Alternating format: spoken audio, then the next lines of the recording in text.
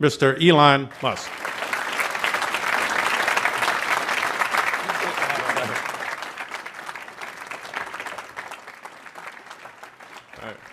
ठीक है, सबसे पहले मैं आपको शुक्रिया कहना चाहता हूं कि आपने मुझे पागल इंसान नहीं कहा। मैं सोच रहा था कि आज मैं आपको ऐसी कौन सी बात बताऊं जो आपके लिए आगे चलकर काम आ सके। फिर मैंने सोचा, क्यों ना मैं अपनी कहानी बताऊं। मैं यहां तक कैसे पहुंचा, क्या क्या हुआ। शायद आपको इससे कुछ सीखने को मिले। मैं अक्सर सोचता हूं कि यह सब कैसे हो गया। जब मैं छोटा था तो मुझे नहीं पता था मैं बड़ा होकर क्या बनूंगा। लोग मुझसे पूछते थे, लेकिन मुझे कोई जवाब नहीं आता था। फिर एक दिन मुझे लगा कि नई चीजें बनाना बहुत अच्छा काम हो सकता है। मैंने ऐसा इसीलिए सोचा क्योंकि मैंने एक किताब में पढ़ा था, अगर कोई टेक्नोलॉजी बहुत आगे की हो तो वो जादू जैसी लगती है। और ये बात सच है। अगर हम 300 साल पहले की दुनिया देखें तो आज की चीजें जैसे दूर बैठे किसी से बात करना, इंटरनेट पर दुनिया की सारी जानकारी मिल जाना, ये सब पहले नामुमकिन लगता था। तब लोग इन्हें जादू मानते थे। आज हम इन्हें आम बात मानते हैं। मुझे लगता है आज की टेक्नोलॉजी तो जादू से भी बढ़कर है। इसलिए मैंने सोचा, अगर मैं कुछ ऐसा बना सकूं, कुछ नया कर सकूं, खासकर टेक्नोलॉजी में, तो वो भी जादू जैसा होगा। और वो बहुत जबरदस्त बात होगी। मुझे हमेशा डर लगता था क्योंकि मैं समझना चाहता था कि इस पूरी जिंदगी का मतलब क्या है, यानी हम यहाँ क्यों हैं, चीजों का मकसद क्या है। फिर मैंने सोचा, अगर हम दुनिया के ज्ञान को बढ़ा सके और ऐसी चीजें बना सके जो इंसान की सोच और समझ को आगे ले जाए, तो हम अच्छे सवाल पूछ सकेंगे और चीजों को सही से समझ सकेंगे। यही आगे बढ़ने का रास्ता है। इसीलिए मैंने फिजिक्स एंड बिजनेस की पढ़ाई की, क्योंकि मुझे लगा कि कुछ नया और बड़ा करने के लिए ये जानना जरूरी है कि ये दुनिया कैसे काम करती है और पैसों और कारोबार का सिस्टम कैसे चलता है। साथ ही अगर कोई बड़ी चीज बनानी हो तो अकेले करना बहुत मुश्किल होता है। आपको बहुत सारे लोगों के साथ मिलकर काम करना होता है। इसीलिए मैं कैलिफोर्निया आया, ताकि यह पता चल सके कि इलेक्ट्रिक कारों के लिए बैटरी से बेहतर क्या बनाया जा सकता है। मैंने खासकर ये जानना चाहा कि क्या कोई नई टेक्नोलॉजी, जैसे कोई सुपर पावर वाला कैपेसिटर, बैटरी की जगह ले सकती है। ये 1995 की बात है। उसी वक्त इंटरनेट भी शुरू हो रहा था। फिर मैंने वो सोचा, या तो मैं उस टेक्नोलॉजी में रहूं जिसमें कामयाबी की कोई गारंटी नहीं है, या मैं इंटरनेट के साथ कुछ काम करूं जहां ज्यादा मौके हैं। तो मैंने पढ़ाई छोड़ दी। लेकिन अच्छी बात यह थी कि मैंने ग्रेजुएशन पूरा कर लिया था, इसलिए कोई मुझे गलत सलाह देने का आरोप नहीं लगा सकता। फिर मैंने इंटरनेट से जुड़ा कुछ काम किया, जिनमें से एक था पेपाल। शायद ये जानना अच्छा होगा कि पेपाल की शुरुआत कैसे हुई। शुरू में हमारा आइडिया था कि एक ऐसी जगह बनाएं जहां लोग अपने पैसों से जुड़ा हर काम आसानी से कर सके।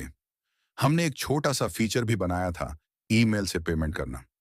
जब हम लोगों को अपनी चीज दिखाते थे तो हम उन्हें बड़ा और मुश्किल वाला हिस्सा दिखाते थे, पूरा फाइनेंशियल सिस्टम। पर किसी को खास दिलचस्पी नहीं थी। लेकिन जब हमने ईमेल पेमेंट दिखाया, जो बहुत आसान था, तो सबको बहुत पसंद आया। तभी हमें समझ आया कि लोगों की बातें सुनना कितना जरूरी है। अगर हमने लोगों की राय नहीं मानी होती तो पेपाल शायद कामयाब नहीं होता। इसीलिए जब लोग आपको कोई फीडबैक दे तो उसे नजरअंदाज मत करो। अगर जरूरत हो तो अपनी पुरानी सोच बदल लो। पेपाल के बाद मैंने सोचा, ऐसी कौन सी बड़ी समस्याएं हैं जो इंसानों के भविष्य को बदल सकती हैं। ये सोच सिर्फ पैसे कमाने की नहीं थी, बल्कि ये समझने की थी कि इंसान की लाइफ को सबसे ज्यादा क्या बदल सकता है। पहली बड़ी समस्या थी पृथ्वी की एनर्जी को टिकाऊ बनाना, यानी हमें बिजली और ऊर्जा को ऐसे बनाना है जो पर्यावरण को नुकसान ना पहुंचाए। दूसरी बड़ी बात थी जिंदगी को धरती के बाहर भी फैलाना, ताकि इंसान सिर्फ धरती पर ना रहे बल्कि दूसरे ग्रहों पर भी रह सके। पहली बात की वजह से टेस्ला और सोलर सिटी शुरू हुई, और दूसरी बात की वजह से स्पेस एक्स। जब मैंने स्पेस एक्स शुरू किया तो मुझे शुरू में लगता था कि कोई भी आम इंसान रॉकेट कंपनी शुरू नहीं कर सकता। मैं इतना पागल नहीं था कि बस यूं ही कुछ भी कर डालूं। लेकिन फिर मैंने सोचा, नासा का बजट कैसे बढ़ाया जा सकता है। यही मेरा शुरुआती सपना था। मेरी सोच ये थी, अगर हम कम पैसों में मंगल ग्रह तक कुछ भेज सके तो शायद लोगों का ध्यान जाएगा। मैंने इस आइडिया को नाम दिया मंगल ओसिस। इस प्लान में क्या था, हम मंगल ग्रह पर एक छोटा सा ग्रीन हाउस भेजते जिसमें बीज रखे जाते। ये बीज सूखे पोषक जेल में बंद होते। जब ये वहां पहुंचता तो उन्हें पानी से हाइड्रेट किया जाता। फिर लाल धरती पर हरे पौधों का नजारा होता। सोचो मंगल की लाल सतह पर हरे भरे पौधे, ये बहुत जबरदस्त दृश्य होता। और शायद मंगल ग्रह पर जीवन का पहला संकेत भी। लोगों को अक्सर ऐसी ऊंची उड़ान वाले स्पेशल और हटकर प्रोजेक्ट्स में ज्यादा दिलचस्पी होती है। मुझे लगा कि इससे लोग बहुत एक्साइटेड होंगे और शायद इससे नासा का बजट भी बढ़ जाएगा। अब इससे पैसा तो शायद कमाया नहीं जा सकता था, लेकिन इसका फायदा ये होता कि इससे दुनिया में पॉजिटिव सोच और उम्मीद जगती। इसलिए मैं रूस 3 बार गया ताकि एक आधुनिक आईसीबीएम रॉकेट खरीद सकूं, क्योंकि वही मुझे सबसे सस्ता और अच्छा सौदा मिल सकता था। मैं बताना चाहूंगा कि 2001 और 2002 के आखिर में रूस जाना एक अजीब अनुभव था। रूसी रॉकेट आर्मी के सामने जाकर कहना, मैं आपके 2 सबसे बड़े रॉकेट खरीदना चाहता हूं, लेकिन उसमें लगे न्यूक्लियर बम आप अपने पास रख सकते हैं। ये सुनकर उन्हें लगा मैं पागल हूं, लेकिन मेरे पास पैसे थे, इसलिए बात बनी रही। कई बार रूस आने जाने के बाद मुझे समझ में आया कि मेरी शुरुआती सोच गलत थी। शुरुआत में मुझे लगा था कि लोग पृथ्वी से बाहर की दुनिया में जाने और मंगल पर बसें बनाने के लिए इच्छुक नहीं हैं। लेकिन असल में अमेरिका में लोगों में जबरदस्त उत्साह है, क्योंकि अमेरिका खोजकर्ताओं का देश है। लोग यहाँ दुनिया के कोने कोने से आते हैं। ये देश इंसानी खोज की भावना को जीता है।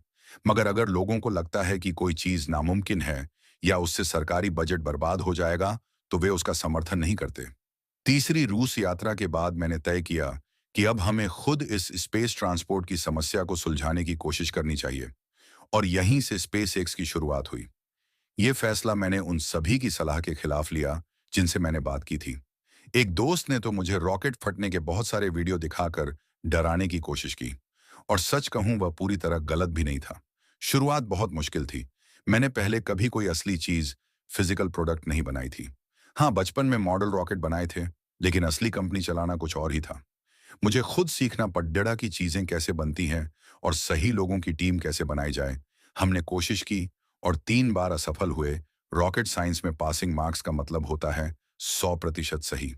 आप आधा ठीक नहीं कर सकते, और इसे असली माहौल में पहले से टेस्ट करने का कोई मौका नहीं मिलता। रॉकेट इंजीनियरिंग को समझने के लिए सबसे अच्छा उदाहरण ये है। सोचो तुम एक बहुत जटिल सॉफ्टवेयर बना रहे हो जिसे तुम चलाने से पहले टेस्ट नहीं कर सकते, और जब पहली बार चलाओ तो उसमें एक भी बग नहीं होना चाहिए। हम पहले लॉन्च में नाकाम रहे। मैं खुद लॉन्च साइट पर जाकर रॉकेट के टूटे टुकड़े उठा रहा था।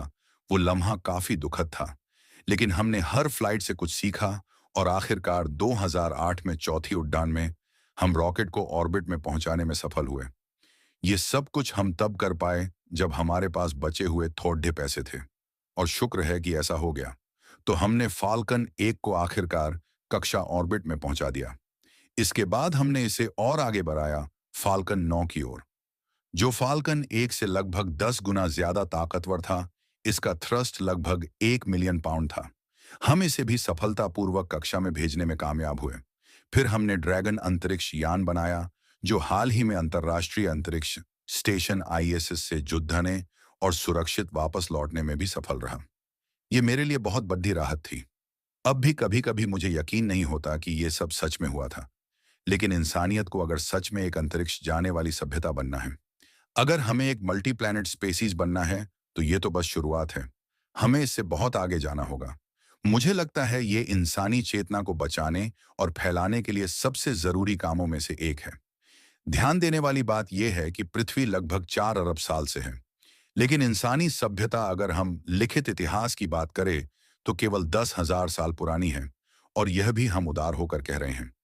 इसलिए इंसान की मौजूदगी और चेतना इस ग्रह पर अब तक एक बहुत अनिश्चित चीज रही है। हालांकि मैं पृथ्वी के भविष्य को लेकर काफी आशावादी हूं। मैं नहीं चाहता कि लोग ये सोचे कि हम सब खत्म होने वाले हैं। मुझे लगता है कि आने वाले लंबे समय तक पृथ्वी पर सब कुछ ठीक रहेगा।